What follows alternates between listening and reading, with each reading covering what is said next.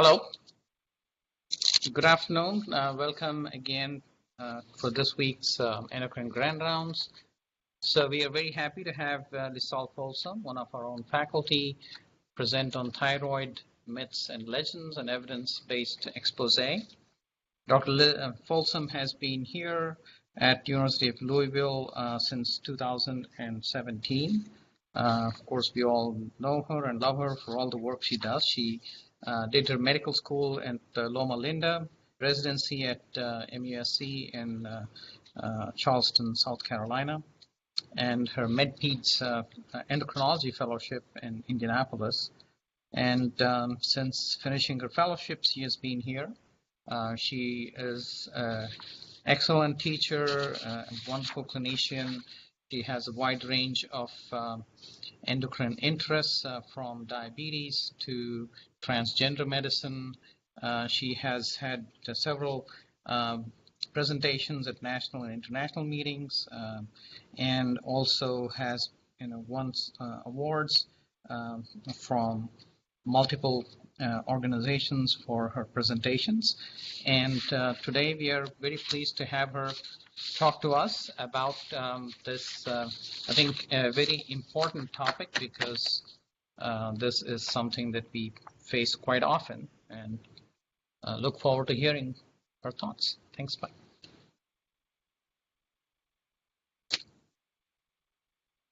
Thank you so much, Dr. Mokshayanam, for that wonderful welcome. I hesitate to have you introduce me ever again, because it is very difficult to give a presentation when you're so touched by such a kind introduction. Thank you so very much. And thank you to those of you who are here in person and attending online. I was just wondering if you were going to sing your presentation. I did not plan to sing this time, but maybe we'll do that next time. So thank you all for joining us in person and online, and I am delighted to be able to share a little bit about thyroid disease. And without further ado, let's get started. I must let you know, let me see if I can get my presentation started here. Hold on. Okay, so I have no conflicts of interest and no disclosures related to this presentation, but I must let you know that I have to disclose there is a lot of information in the medical literature related to thyroid disease, and if I were to present all of the things that I read and looked at in preparation for this talk, we would be here for many days. So I will disclose there is more information that I will present, and I will ask you to trust that I have narrowed it down to the things that are going to be the most useful for us today. Can you close the... I can close. I hope I can close that. Yes. Okay. And then just drag it down to them. And then just take it and drag it down. There you go. Okay, wonderful. For those of you who are hoping to obtain CME from this talk, today's event code is written below. We'll also have it posted at the end. And so during our time together, I have created 4 objectives that I hope we'll be able to achieve. The first of which is to be able to identify common misconceptions related to both the diagnosis and the treatment of hypothyroidism. We will then explore reasons for why there is so much information related to thyroid disease. And then we'll analyze some of the existing literature regarding frequently disputed aspects of thyroid dysfunction and management. And then finally, we will together propose solutions for a factual discussion of thyroid disease with our patients moving forward. I think it's important to discuss a little bit why I chose this topic. We are endocrinologists, or endocrinology fellows, or endocrinology nurse practitioners, or students and residents on endocrinology. We're researchers, we're scientists. We know about thyroid stuff. Why am I spending this time talking to people who already know this? And the reason for that is because we are not our patients. Our patients are a totally different type of person and have a totally different understanding of thyroid disease, thyroid function, thyroid hormones. And I feel like there is a disconnect between what we know and what our patients know, and the information that we're giving to our patients and the information that our patients want to receive from us. And so this talk is hopefully going to be able to bridge that gap between our knowledge and our patients' knowledge and bring us closer together. If a patient were to come to clinic with all the questions that they might have about thyroid, I anticipate that their visit would take much longer than the 15 to 30 minutes that we typically are able to spend. And indeed, this is what patients find. And so they're looking in other places for information about their thyroid. If they were to Google, as I did in preparation for this presentation, thyroid questions, you can see that over 62 million results would come up. And many of these are valid pieces of information, but others of them are pieces of information that perhaps we wish that our patients did not read. I think one really interesting piece in regards to thinking about what our patients are learning about thyroid disease comes in this study that was published at verywellhealth.com just earlier this year. And they interviewed patients with thyroid disease and just asked them their opinions and their thoughts about healthcare and their thyroid. And they found that 1 in 9 patients felt like they were being ignored by their healthcare team. And regarding their treatment, only 6% of patients who responded felt completely satisfied with their treatment, and 20% felt completely unsatisfied.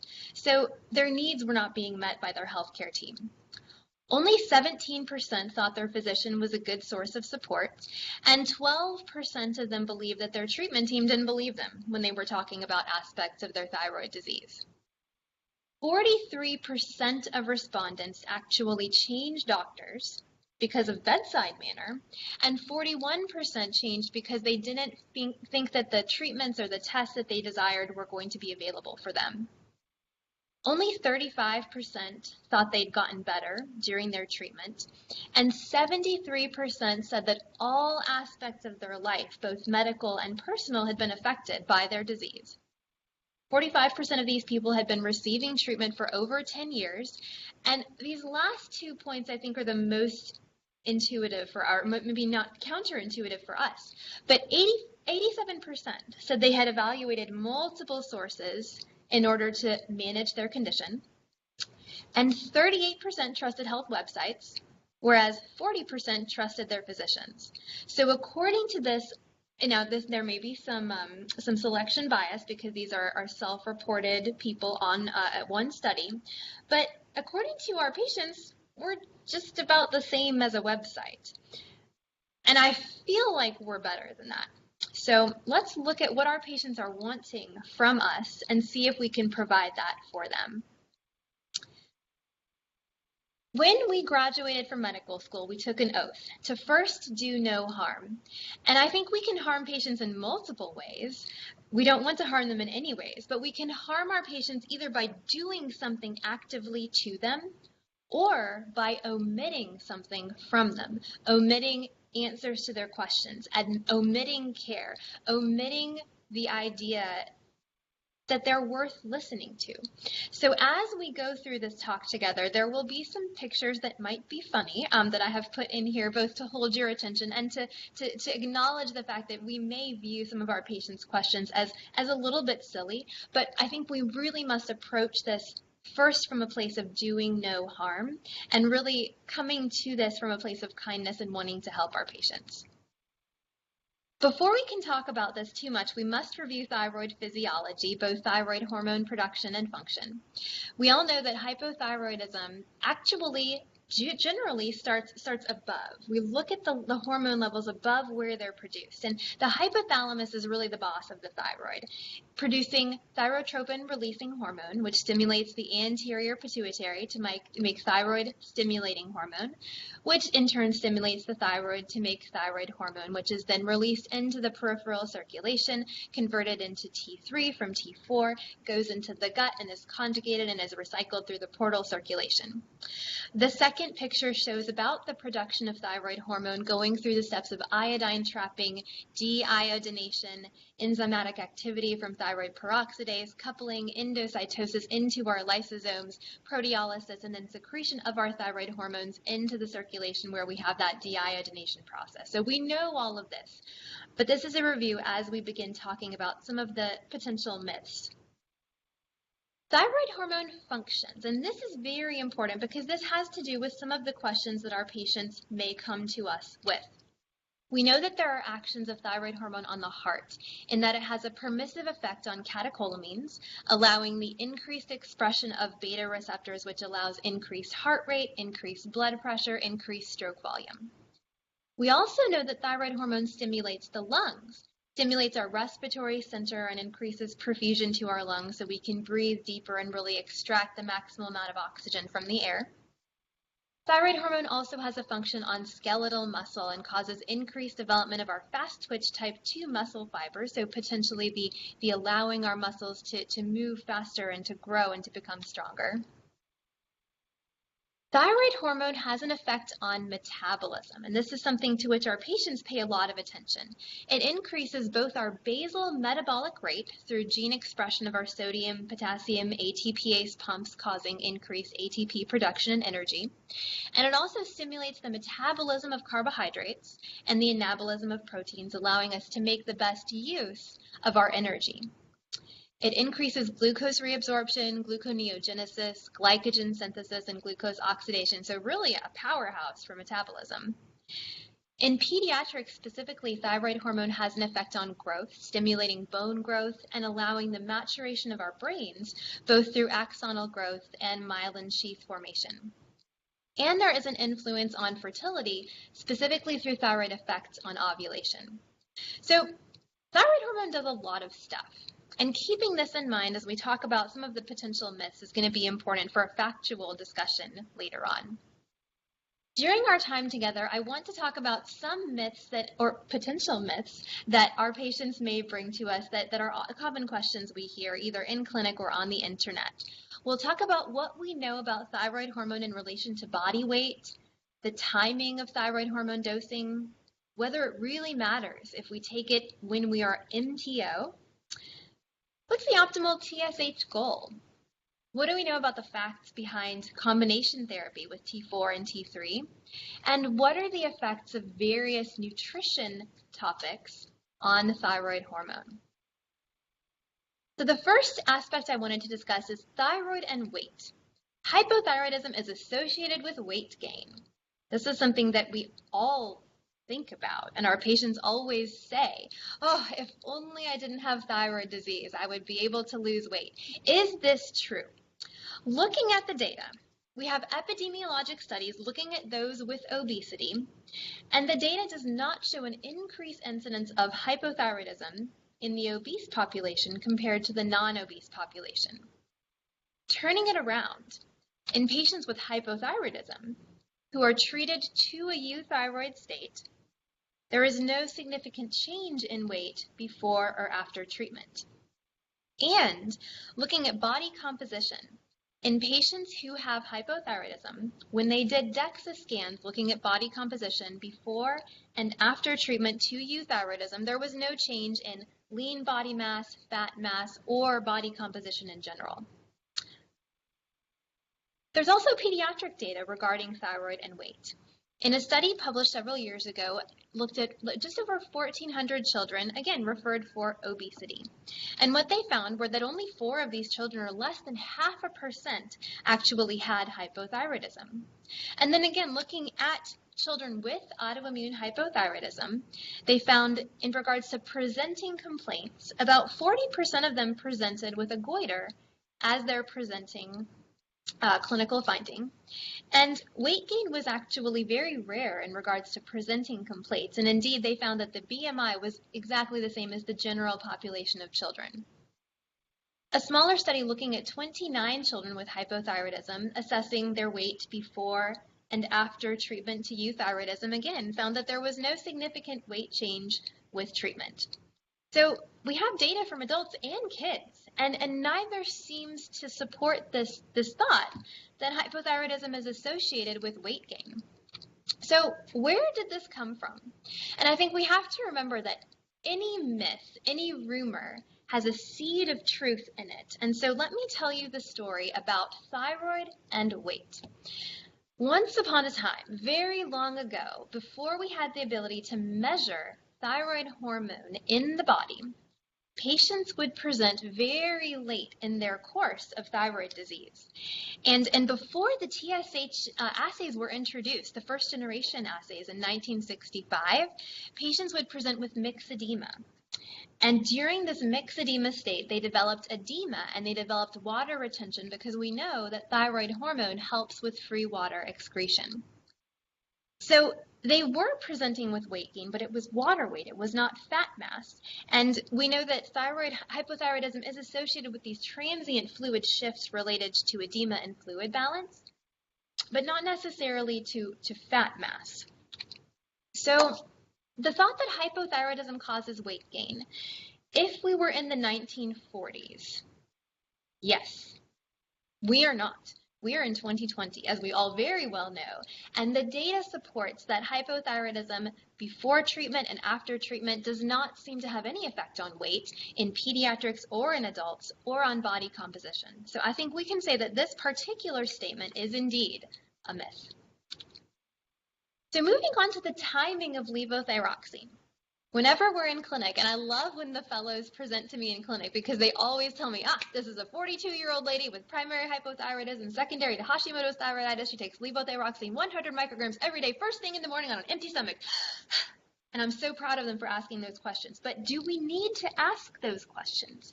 Is it important to take it on an empty stomach first thing in the morning? Well, where did this come from? We know that T3 and T4 are both absorbed in the intestine, although the mechanism of absorption is still left to be determined. And we know, studies have shown, trust me, that absorption is decreased with certain malabsorption syndromes, such as celiac disease. But in other syndromes, such as post-gastrojejunotomy syndrome, the absorption is actually increased. So thyroid is absorbed in the intestine. Okay. We also know that certain medications and substances do decrease the absorption of levothyroxine. And in clinic, we'll often ask patients about things like calcium or iron or soy products. There are other substances, medications such as aluminum hydroxide, bile acid resins, raloxifene, certain binders such as sevelamer, and supplements such as chromium and fiber that can also decrease the absorption of thyroid hormone. And coffee as well has been shown to do this. So based on this, it does make sense that you should take it alone on an empty stomach. There are some studies that support this. In 1977, a study was performed looking at the absorption of levothyroxine taken on an empty stomach versus with food. And they found that almost 80% of levothyroxine was bioavailable when taken on an empty stomach. But almost 64% was bioavailable when taken with food. Granted, 15% more is absorbed when you take it on an empty stomach, but it still is absorbed with food. A study published 8 years later wanted to look at the absorption of levothyroxine, and they found that when it was taken with food versus without, the peak level of levothyroxine was delayed when it was taken with food versus without. And in 2009, a study showed that taking levothyroxine with food resulted in higher TSH levels compared to when it was taken on an empty stomach. However, the TSH levels that they discovered, fasting 1.06 and with food 2.19. Granted that the TSH taken with food is higher, but they're both within the normal range. So we know that it's taken on an empty stomach, it is absorbed better, but still absorbed when taken with food. And what about this first thing in the morning piece that we always ask about? What about the timing of levothyroxine? Does that make a difference? And a multi-centered randomized crossover study wanted to investigate specifically whether the timing of the dosing has any effect on the biochemical markers of thyroid function. They enrolled 84 adults with hypothyroidism who were taking levothyroxine, and they were randomized to 8 weeks on each regimen. And the regimens were taking their levothyroxine 30 minutes before breakfast, taking it 1 hour before their largest meal of the day, or taking it at bedtime as long as this was 2 hours after they'd eaten dinner. And what they found were that the TSH, the free T4, and the free T3 did not change. Each group had statistically insignificant changes in their thyroid hormone levels, so the timing didn't seem to matter. And this is a graphical representation of the same thing, looking at TSH, free T4 and free T3 levels at baseline, and then at each different timing of levothyroxine, and they're all the same. There is some pediatric data looking at this as well. This is a non-randomized clinical trial of 163 children ranging in age from 8 to 18 diagnosed with hypothyroidism and taking levothyroxine. And all of them started out taking levothyroxine the way we typically instruct 30 minutes before breakfast, and then they were given the option to switch to bedtime dosing at least 2 hours after dinner. And in addition to biochemical evaluation, these children also underwent quality of life assessments to see if their quality of life was improved, taking it at a different time. And similar to the adult data, they found that there was no change in thyroid function testing, whether levothyroxine was taken in the morning or at bedtime. The p-values were all statistically insignificant. And when they asked about patient preference, half of them preferred to take it in the morning, and the other half preferred to take it at bedtime.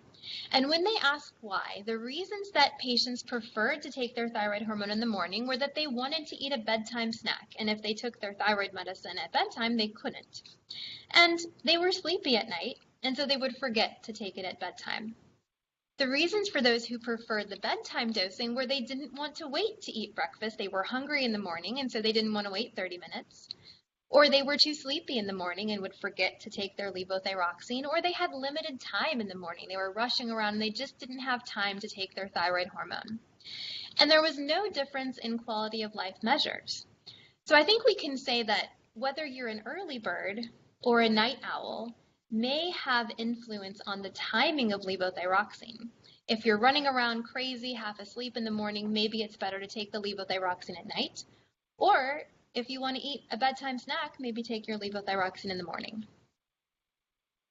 And then I did want to touch on some special circumstances. What if it's just not convenient to take your levothyroxine in the morning? Or what if you religiously are not able to do so? This is, Ramadan is a specific example of one of these time periods. And Ramadan is a month-long period of fasting observed by the Muslim community where individuals fast from sunrise to sunset. So nothing to eat or drink, including medicines, during this time period. And you can imagine this would make it difficult to find a time to take your levothyroxine. There are 2 meals that are typically consumed during the month of Ramadan. One is suhoor, which is a smaller meal that's taken right before the sun comes up to theoretically sustain you throughout the day. And then the second meal is iftar, which is the nightly feast that's eaten after the sun goes down. And so looking at the timing for levothyroxine, this was a prospective trial that was published earlier this year, and they wanted to determine the best time for levothyroxine during the month of Ramadan. They enrolled 50 adults with hypothyroidism taking levothyroxine, and they were divided into 3 different groups. The first of which was taking their levothyroxine 30 minutes before that big evening meal, taking it 2 hours after the big evening meal, or taking it 1 hour before that pre-sunrise meal, so different timing of the levothyroxine dose, all when it was dark outside. And what they found, similar to our other studies, is there was no statistically significant difference in thyroid hormone testing, regardless of what time the patients took their levothyroxine during Ramadan. And this data is interesting because they compared each patient to themselves at the beginning of Ramadan and at the end of Ramadan, and then they compared the groups between each other as well. And both each patient compared to themselves and each group compared to the other groups, there was no statistically significant difference.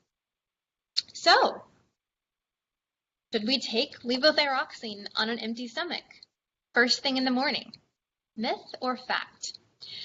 I think based on the data overall, we can say this is a myth, but we have to remember that levothyroxine is best absorbed on an empty stomach, and you should take it at a consistent time.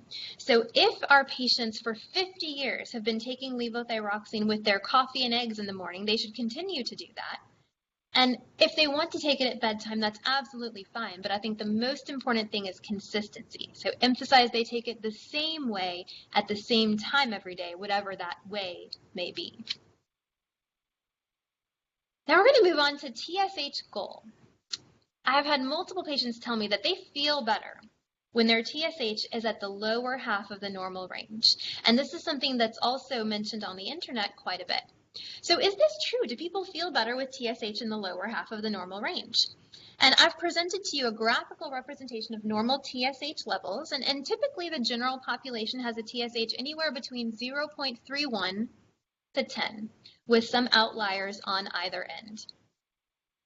But TSH is not a static hormone. It is very dynamic, and a TSH level in one individual can vary between 40 to 50% in a 24-hour time period.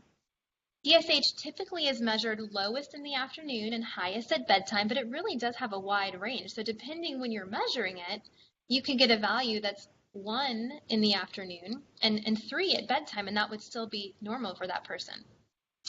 In older adults, it's very interesting that we find that 25% of them have a TSH in the higher half of the normal range, and 12% have a TSH that would be considered to be abnormally elevated. So everybody's got a different TSH level, and it varies. Well, what about the TSH level on metabolism? We talked a lot about the metabolic effects of thyroid hormone. Is there a relationship between TSH level and metabolism? A study published in 2018 sought to determine this and specifically wanted to look at the effects of different TSH levels on energy expenditure and body composition. They enrolled 138 participants, all of whom had hypothyroidism, all of whom were treated with levothyroxine, and at study enrollment had TSH levels within the normal range.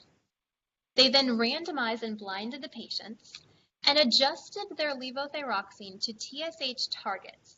The first was a low normal TSH group in the lower half of the normal range. The second group was the high normal with the TSH in the higher half of the normal range. And the third group was a mildly elevated TSH level going up to 12. They assessed quite a few variables at baseline, 6 weeks, 12 weeks, and 18 weeks, including the patient's weight, the total energy expenditure measured by AA labeled water, resting energy expenditure, and the thermic effect of food, both measured by indirect calorimetry. They measured body composition with DEXA scan and dietary intake with 24-hour food recalls. And then they measured physical activity with accelerometry. And what they found was that the only statistically significant finding was that they adjusted the levothyroxine dose and that the TSH levels changed. And we know that because the whole point of the study was to target TSH levels within different ranges. But everything else was not statistically significant.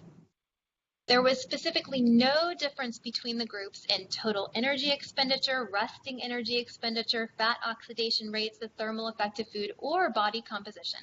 And the only thing they found that was slightly significant was that in the group that had the high normal TSH, they did a little bit more exercise, a little bit more physical activity than the group in the lower half of the normal range or the high TSH group. When they asked the participants, however, what they thought about their dose, they weren't able to ascertain what the changes were. Nobody knew what their TSH level was. Nobody knew what their dose was. But if they thought they knew, there was some statistically significant differences.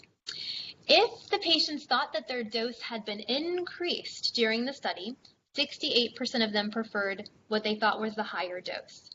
And if they thought that their dose had been lowered, then 96% preferred the dose at the beginning, the higher dose. So if they thought they knew, they preferred the higher dose of levothyroxine, but they were not able to tell based on symptoms what their TSH level was.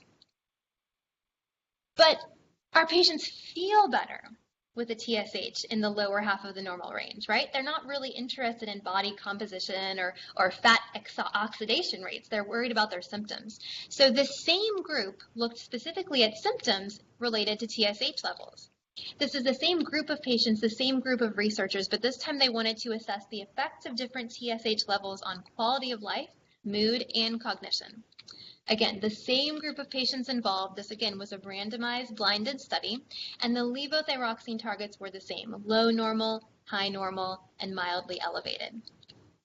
They assessed different variables this time at baseline and at 6 months, looking at various aspects of quality of life, both in general and specifically thyroid-related questionnaires.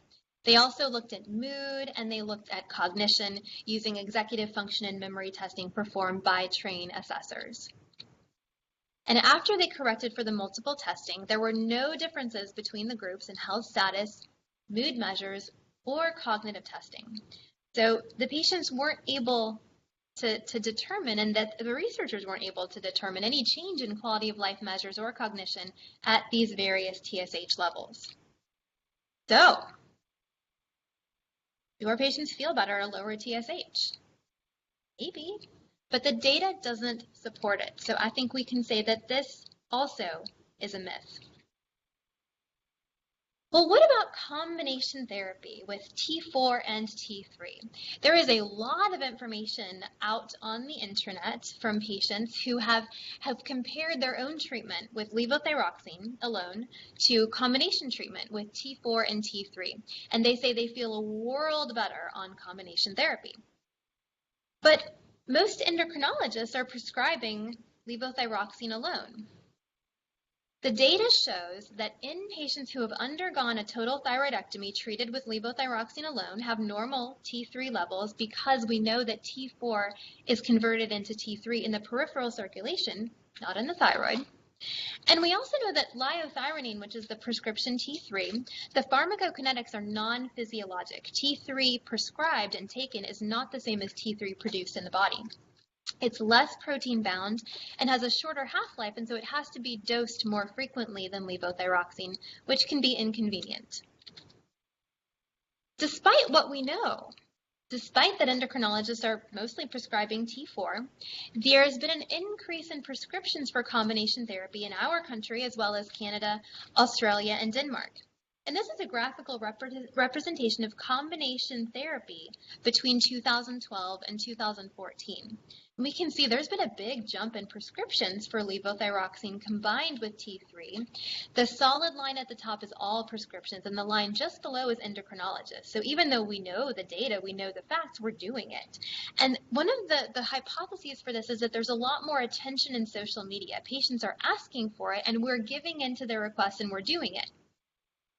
But are we doing no harm by prescribing this for our patients? Or are we doing no harm by refusing to do it? Let us talk about this. So the idea of combination therapy came from animal data. In rats who had undergone total thyroidectomy, they compared levothyroxine alone to combination therapy, and they found that when they looked at the tissue effects of thyroid hormone, the combination therapy was superior to levothyroxine alone.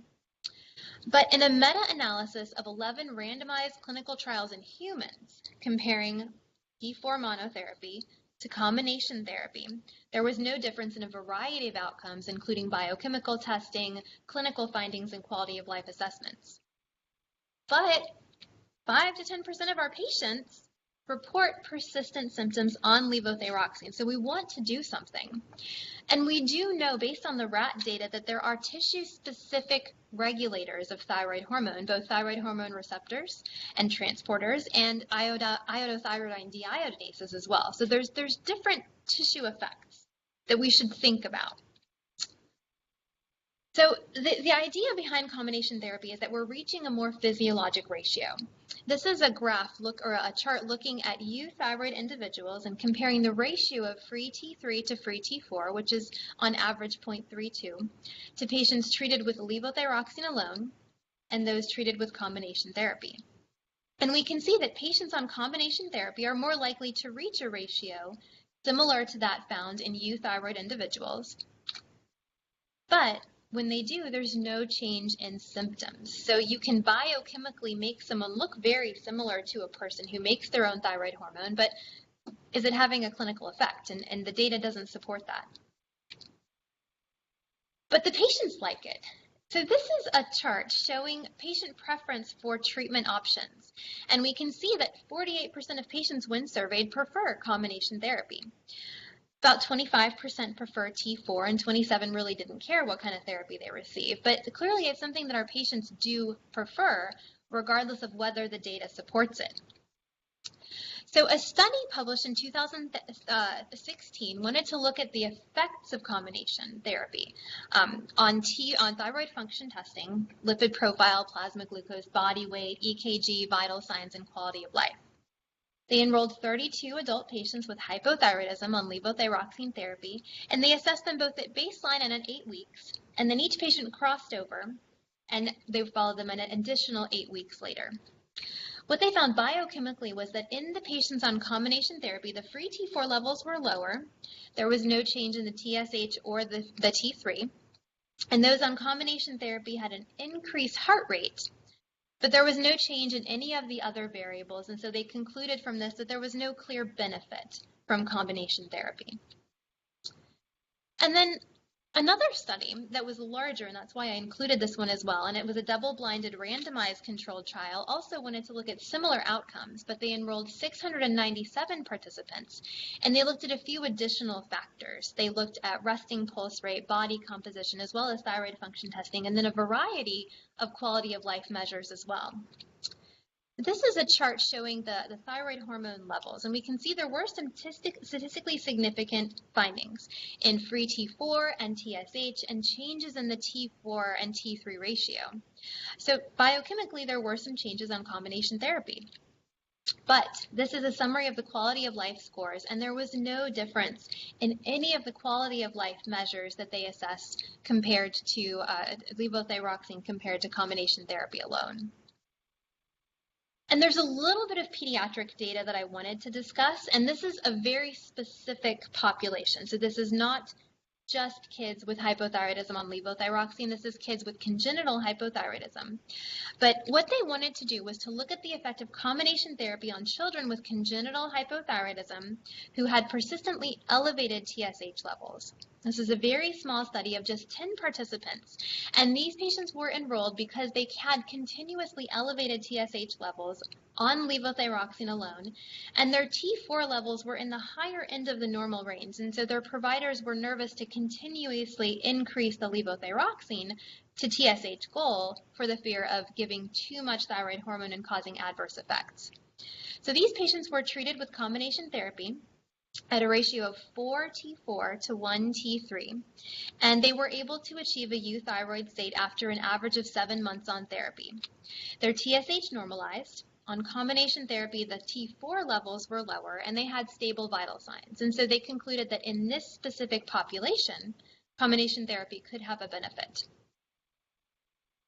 Now, one thing that I do want to point out, and this is why I think that the jury may still be out on this specific question, is that now that we are doing testing looking at single nucleotide polymorphisms, SNPs, we have looked specifically at polymorphisms in deiodinases and thyroid hormone transporters, and specifically a SNP in deiodinase 2, which is associated with well-being, and a SNP in MCT10, which is associated with brain.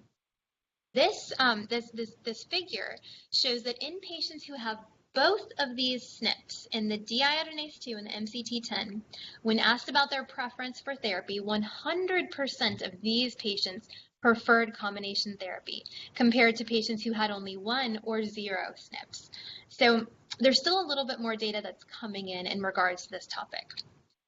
But overall, combination therapy is better than levothyroxine alone.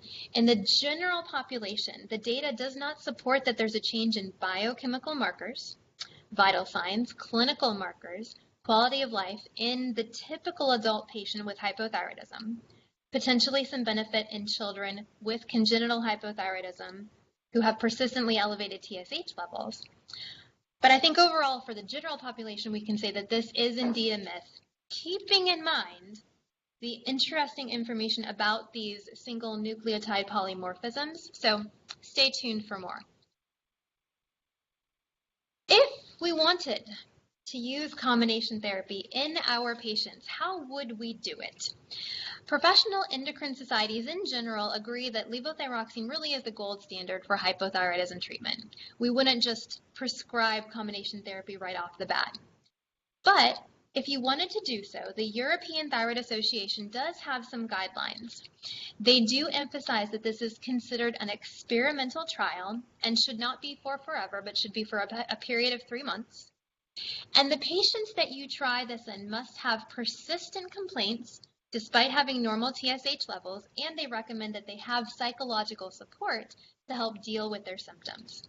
They also recommend ensuring that coexisting autoimmune disease is ruled out, things like lupus or rheumatoid arthritis that can also cause similar symptoms. And in regards to treatment, they recommend giving 1/20th of the daily T4 dose as T3. And then the remainder T4, you should take the T3 dose, multiply it by 3, subtract that from their original T4 dose, and give that remainder as T4. So to show what this would look like, let's say we have a patient on 100 micrograms of levothyroxine. 1/20th of 100 is 5. So you would give 5 micrograms of T3, multiply the T3 by 3. That's 15. So 100 minus 15 would be 85. So their dose would be 85 of levothyroxine and 5 of liothyronine for an experimental trial of 3 months. If they get better, continue. If not, return to levothyroxine therapy alone. And finally, our last potential myth we'll discuss is nutrition and the thyroid. I wanted to include this because I had a very lovely young lady come to see me in clinic, and we were talking about her thyroid disease, and she said the hardest part about having hypothyroidism was that she could not eat her favorite Brussels sprout salad. And I asked her why, and she says, well, I can't eat Brussels sprouts with hypothyroidism. And I asked her why again, and she said, well, everybody knows that Brussels sprouts are goitrogens.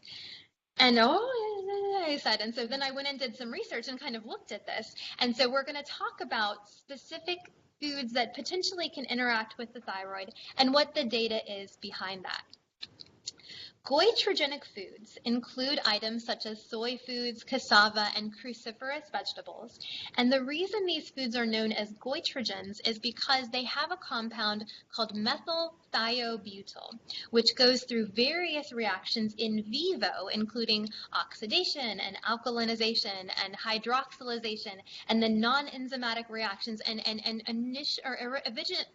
eventually results in 5-vinyl-oxidolidine-2-thione and other compounds which are known as goitrins. And in vivo studies and in some animal studies, these goitrins have been shown to interact and interfere with thyroid hormone production. So the animal data is where this all started, and an earlier study looked at 98 pigs who were fed rapeseed cakes, which had various amounts of glucosinolates, which are goitrins. What they found were that the pigs who ate the higher amounts of the goitrins had lower T4 levels. But when they broke this down into subgroups, they found that this was actually only true in the pigs who were iodine deficient. And pigs who had adequate iodine supplementation did not have any effect from the goitrins on their thyroid function testing.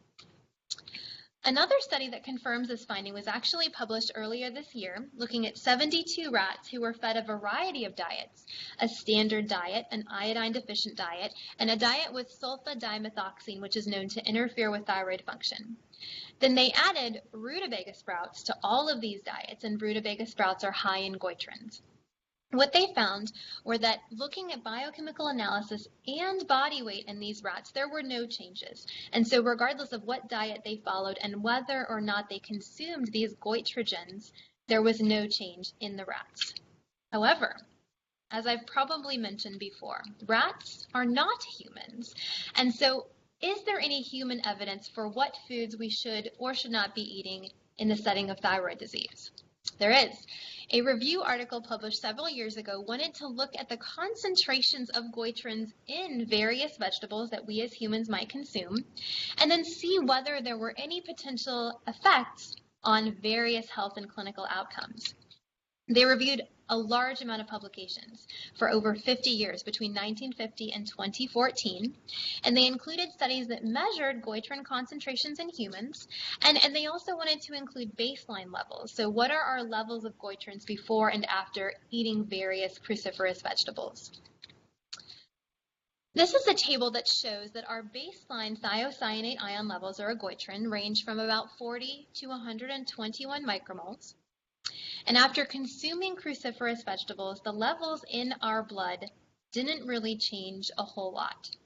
So the data shows over all of these studies, this analysis doesn't show that our blood levels changes a whole lot. But were we eating the same amount of the goitrins that the animals were eating?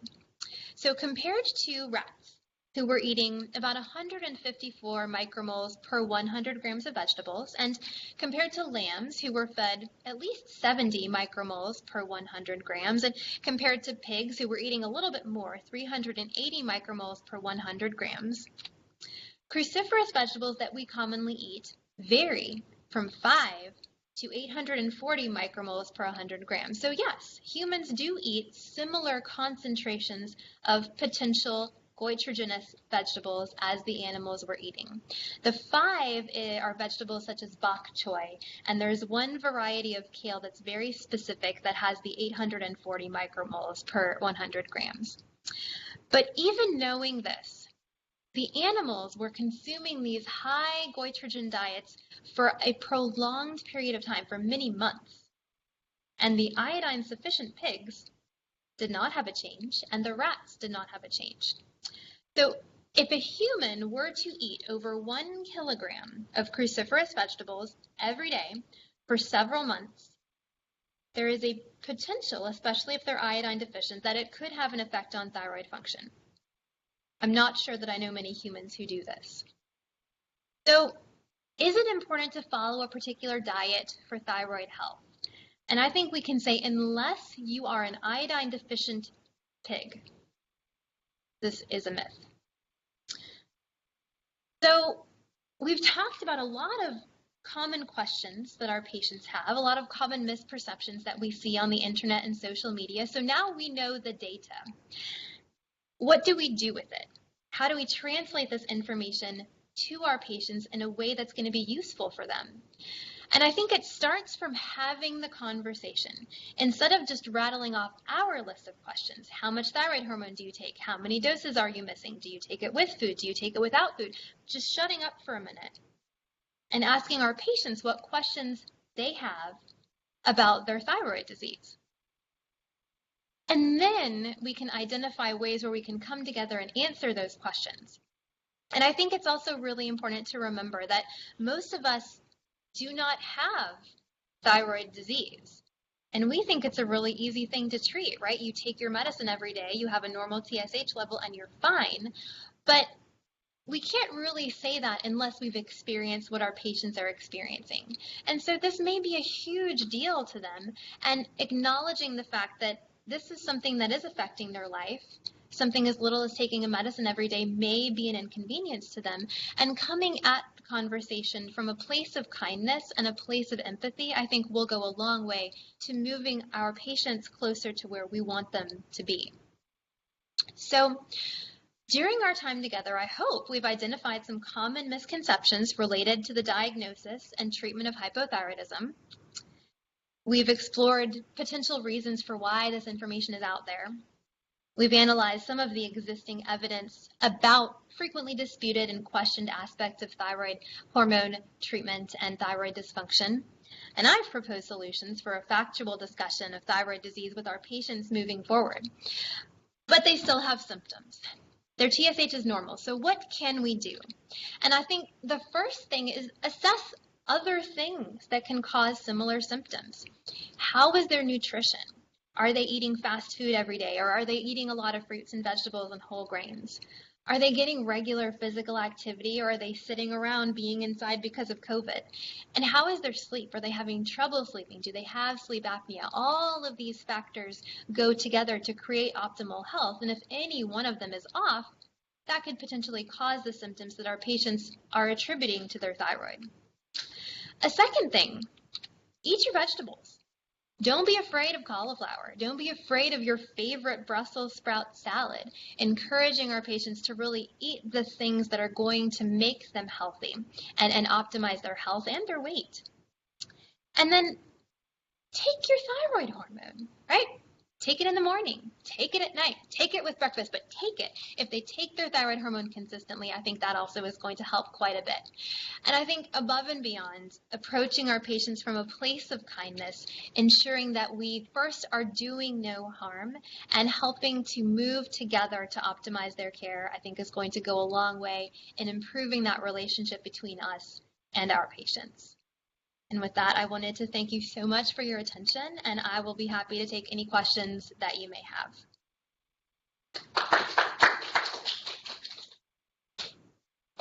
They didn't talk about the natural thyroid products. said she's going to limit it. Because I did not.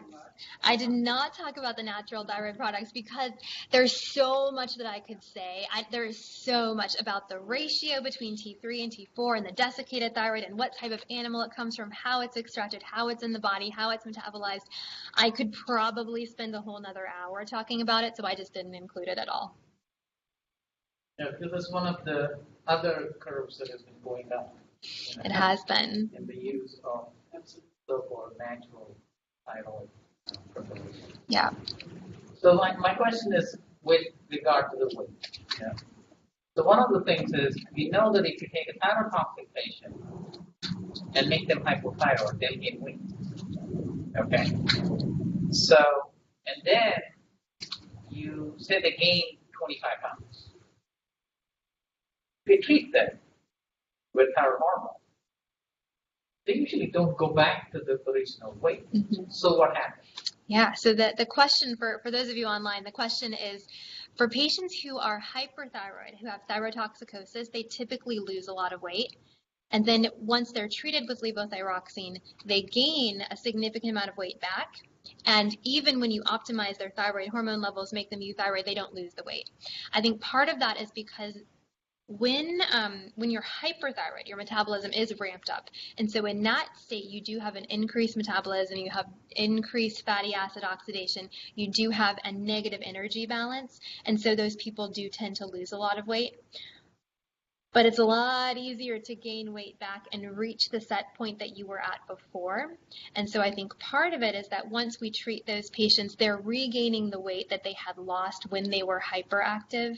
So it's not the fact that we caused them to just gain weight out of nowhere. It's more that they returned to where they were before.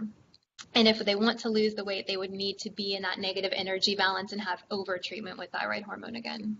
Well, the issue is not that they go back to their previous weight. A lot of them get above and beyond. Yeah. Sometimes, Yeah. That's where there's a lot of, we can understand if it goes back to where it was. It goes beyond that. Yeah. And then, that's part of the frustration. Yeah, and the follow-up question was for patients who are treated, they don't just return to their pre-treatment weight, but they go above and beyond. And I think that probably is something that deserves a little bit more study because we know that patients who through exercise and healthy eating lose a significant degree of weight, their basal metabolic rate goes down for at least a 5-year time period. And so there may be some change in the set point of basal metabolic rate that's playing a role in that particular patient situation. It would be interesting. I know there's a small pediatric study that came out of Riley a couple of years ago looking at treatment of hyperthyroidism and weight gain and nutritional counseling and the effect on it. And they did show that people who had nutritional counseling gained less weight back than those who didn't. So I think there probably is a bit of metabolism, a bit of lifestyle involved in that, but definitely more study would be good. One of the things that I wanted to highlight that was a very good review for general thyroid, perfect review. So most of the time as consultants, when we get patients, we are getting the simple patients where we are starting and going. We're getting patients where they tried a lot, the TSH is still high many times, or the other group, which is my TSH is normal on this treatment, but I don't feel great, which is a little bit more involved. But the TSH high, in spite of titrating the dose, that is when we go into the topic of what else are you eating, what else are you doing, and then in an attempt to, other than celiac screen and all that stuff, in an attempt to try and normalize instead of increasing the dose more, we tried this issue with empty stomach, or late night, which there was a study apart from the 2018, I think earlier in 2010, there was another one looking at late night versus early morning, and actually the late night was as good as morning. Mm-hmm. So many times we end up doing that. But in the process of telling them to take on empty stomach, if you didn't make it clear, if you forgot to take on empty stomach, take it anyway later.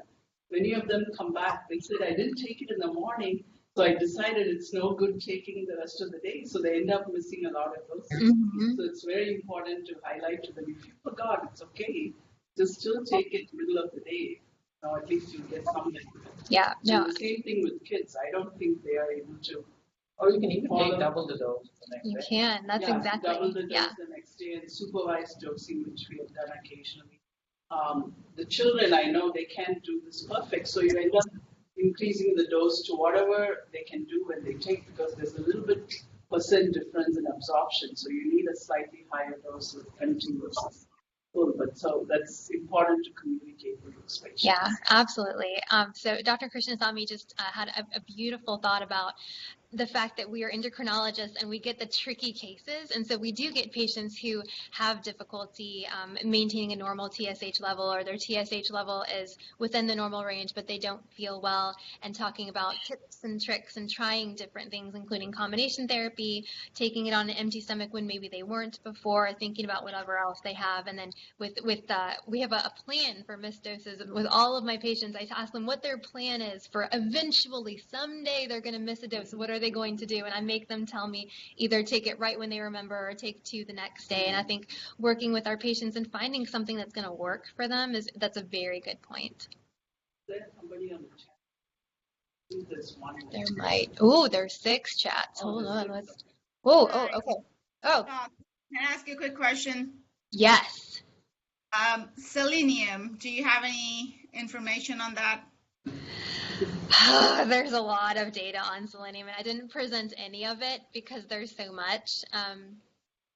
It's thought to be helpful for thyroid health and function, but I did not look into it. Do you have thoughts about selenium? I don't recommend it. Patients come in asking, can I do something for my thyroid? Can I, and I know the data is kind of probably really recommend diet or supplements, but patients do have a question, can I just do something to make things better? Yeah.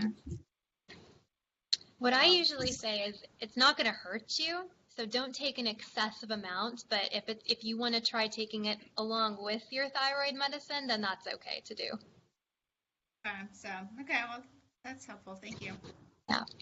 Another question in the chat says, what about if you take thyroid meds along with vitamins or other medications? And in general, if your multivitamin doesn't have calcium, doesn't have iron, doesn't have a fiber supplement added to it, then it's probably fine to take it with your multivitamin. But anything that's been shown to be a binder to thyroid hormone, you would want to take that separate. But like vitamin D, that's probably fine. Vitamin B. I didn't talk about biotin, which we know has an effect on thyroid hormone testing in the lab. So you can take your thyroid hormone with your biotin, but don't take your biotin before you have your thyroid labs drawn. And Dr. Mike has given me a very nice compliment. Thank you, Dr. Mike. Other questions? All right. Well, thank you so much, everyone.